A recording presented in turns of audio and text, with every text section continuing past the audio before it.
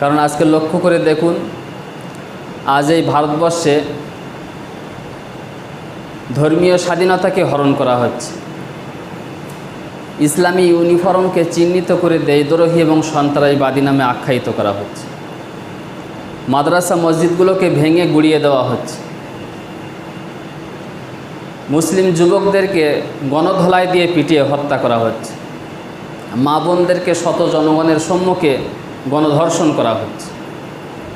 জায়গায় জায়গায় স্লোগান দেওয়া হচ্ছে যে হিন্দু হ্যায় হাম, ওয়াতান হ্যায় হিন্দুস্তান হামারা। মুসলমান তোমরা ভারত ছাড়ো, না হয় কোরআন ছাড়ো। কখনো স্লোগান দিচ্ছে যে মোল্লাগিরি নেহি চলেগা, জয় শ্রীরাম कहना होगा। ত্রিপুরায় স্লোগান দিয়েছিল যে মোহাম্মদ তেরা বাপ কা নাম, জয় শ্রীরাম জয় শ্রীরাম, নাউজুবিল্লাহ পড়ে। এর নাম কি স্বাধীনতা?